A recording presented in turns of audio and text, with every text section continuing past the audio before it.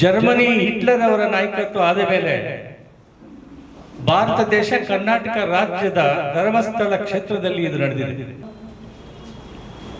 ಒಂದು ಸರ್ವೋಚ್ಚ ನ್ಯಾಯಾಲಯದ ನ್ಯಾಯಮೂರ್ತಿಗಳಾಗಲಿ ಉಚ್ಚ ನ್ಯಾಯಾಲಯದ ನ್ಯಾಯಮೂರ್ತಿಗಳಾಗಲಿ ಇಂತಹ ಒಂದು ಸಮಾರಂಭಗಳಲ್ಲಿ ಭಾಗವಹಿಸುವುದಿಲ್ಲ. ನನ್ನ ಮೈಯಲ್ಲಿ ರಕ್ತ ಕುದೀತದೆ. ನಾನು ನಿವೃತ್ತಿ ಆದರೂ ಕೂಡ ನಾ ಪ್ರೆಸ್ ಕಾನ್ಫರೆನ್ಸ್ ಹೋದ ಮೇಲೆ ಆವತ್ತಿನ ರಾತ್ರಿ ಒಬ್ಬ ಸಂಗಾತಿ ನನಗೆ ಟೆಲಿಫೋನ್ ಮುಖಾಂತರ ಫೋನ್ ಮಾಡಿ, ಕರ್ನಾಟಕ ಸರ್ಕಾರದವರು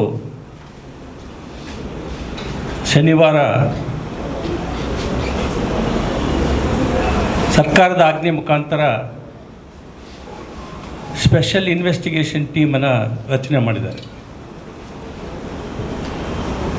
ಅಲ್ಲಿ ಪ್ರಸ್ತಾಪ ಮಹಿಳಾ ಆಯೋಗದ ಅಧ್ಯಕ್ಷಿಣಿ ಬೇಡಿಕೆ ಮಾಡಿದ್ರು ಅಂತ ಹೇಳಿದ್ದಾರೆ. ಅವರ ಜೊತೆಗೆ ವಕೀಲ ಮಿತ್ರರು,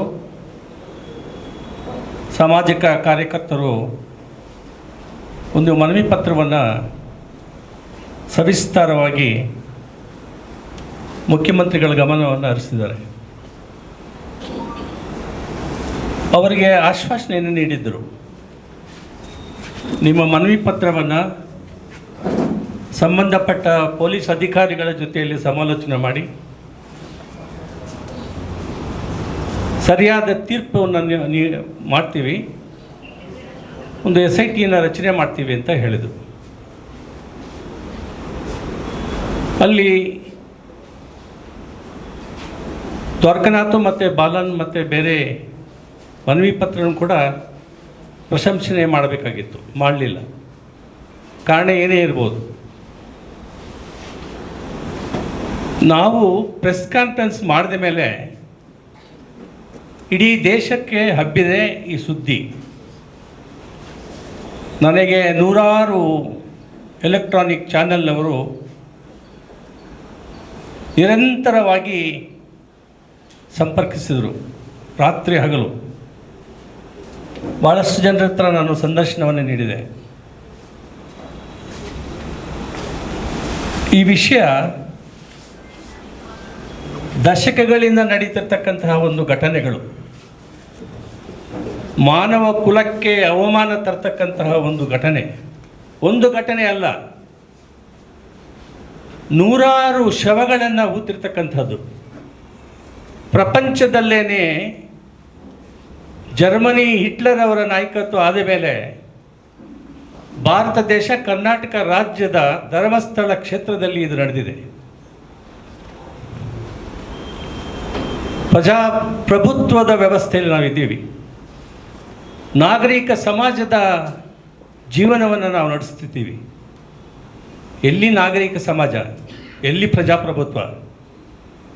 ಇದನ್ನು ಪ್ರಜಾಪ್ರಭುತ್ವ ಅಂತ ಕರೀಬೇಕೇ?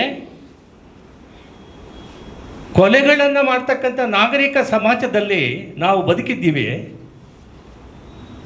ಸಂವಿಧಾನದ ಆಡಳಿತ ನಡೀತಿದೆ. ಯಾವಾಗಲೂ ಕೂಡ ಒಂದು ಸರ್ವೋಚ್ಚ ನ್ಯಾಯಾಲಯದ ನ್ಯಾಯಮೂರ್ತಿಗಳಾಗಲಿ ಉಚ್ಚ ನ್ಯಾಯಾಲಯದ ನ್ಯಾಯಮೂರ್ತಿಗಳಾಗಲಿ ಇಂತಹ ಒಂದು ಸಮಾರಂಭಗಳಲ್ಲಿ ಭಾಗವಹಿಸುವುದಿಲ್ಲ. ನನ್ನ ಮೈಯಲ್ಲಿ ರಕ್ತ ಕುದೀತದೆ. ನಾನು ನಿವೃತ್ತಿ ಆದರೂ ಕೂಡ ಬಾಲನ್ ಅವರು ನನಗೆ ದೂರವಾಣಿ ಮುಖಾಂತರ ಸಂಪರ್ಕಿಸಿದಾಗ ದ್ವಾರಕನಾಥ್ ಅವರು ಅಲ್ಲಿದ್ದರು, ನಾನು ನನ್ನ ಕಚೇರಿಯಲ್ಲಿದ್ದೆ.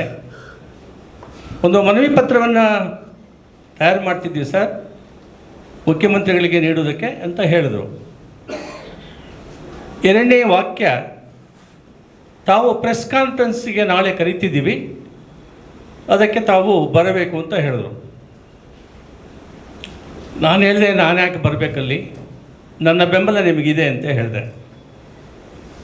ಅವರೊಂದು ಮಾತನ್ನು ಹೇಳಿದರು, ನೀವು ಬಂದರೆ ಅದರ ವಿಚಾರ ಬೇರೆ ಆಗ್ತದೆ ಸರ್, ನೀವು ಬರಲೇಬೇಕು ಅಂದರು. ನಾನು ಎರಡನೇ ವಿಚಾರನೇ ಮಾಡಲಿಲ್ಲ, ನಾನು ನಿಮ್ಮ ಜೊತೆಯಲ್ಲಿದ್ದೀನಿ, ನಾನು ಬರ್ತೀನಿ ಅಂತ ಹೇಳಿದೆ. ನಾ ಪ್ರೆಸ್ ಕಾನ್ಫರೆನ್ಸ್ ಹೋದ ಮೇಲೆ ಆವತ್ತಿನ ರಾತ್ರಿ ಒಬ್ಬ ಸಂಗಾತಿ ನನಗೆ ಟೆಲಿಫೋನ್ ಮುಖಾಂತರ ಫೋನ್ ಮಾಡಿ, ಲಾಯರು, ಒಬ್ಬರ ಹೆಸರು ನಾನು ಹೇಳುವುದಿಲ್ಲ, ಅವ್ರು ಹೇಳಿದರು, ನೀವು ಮಾತಾಡಿದ್ದು ಸರಿ, ಪ್ರೆಸ್ ಕಾನ್ಫರೆನ್ಸ್ಗೆ ನೀವು ಹೋಗಬಾರ್ದಾಗಿತ್ತು, ನಿಮ್ಮ ಹತ್ರ ಅವರು ಬರಬೇಕಾಗಿತ್ತು ಅಂತ ಹೇಳಿದ್ರು. ಅವರ ಮಾತಿಗೆ ನಾನು ಉತ್ತರ ಕೊಟ್ಟೆ. ದೇಶದಲ್ಲಿ ಇಂತಹ ಒಂದು ಅಹಿತಕರವಾಗಿರ್ತಕ್ಕಂಥ ಘಟನೆಗಳು ನಡೆಯುವಾಗ ಒಂದು ನನ್ನ ವಿಶ್ರಾಂತಿ ಸರ್ವೋಚ್ಚ ನ್ಯಾಯಾಲಯದ ಕಿರೀಟ ನನಗೆ ಬೇಕಾಗಿಲ್ಲ, ನನ್ನ ದೇಶದ ಜನ ನನಗೆ ಮುಖ್ಯ ಅಂತ ಹೇಳಿದೆ. ಸರ್ವೋಚ್ಚ ನ್ಯಾಯಾಲಯದಲ್ಲಿ ಕೆಲಸವನ್ನು ನಿರ್ವಹಿಸಿದ್ದೇನೆ, ಜನಪರವಾಗಿರ್ತಕ್ಕಂಥ ತೀರ್ಪುಗಳನ್ನು ನೀಡಿದ್ದೇನೆ. ಅದಕ್ಕೆ ಹಿಂದೆ ನನ್ನ ಪೂರ್ವ ಚರಿತ್ರೆ, ನನ್ನ ಹೋರಾಟಗಾರ, ಇದನ್ನು ನಾನು ಮರೆತಿಲ್ಲ. ನಾನು ನ್ಯಾಯಮೂರ್ತಿ ಆಗಿದ್ದಾಗ ಕೂಡ ಪೀಠಿಕೆಯಲ್ಲಿ ಯಾವಾಗಲೂ ಕೂಡ ಹೋರಾಟ ಮಾಡಿದ್ದೀನಿ. ನಿರಂತರವಾದ ಹೋರಾಟ ಯಾವುದೇ ಒಂದು ಸಮಾಜದ ವ್ಯವಸ್ಥೆಯಲ್ಲಿ ಸಮಾಜದ ಬದಲಾವಣೆಗೆ ಬಹಳ ಅವಶ್ಯಕತೆ ಇದೆ ಅಂತ ನಾನು ಗಾಢವಾಗಿ ನಂಬಿರ್ತಕ್ಕಂತಹ ಒಬ್ಬ ವ್ಯಕ್ತಿ.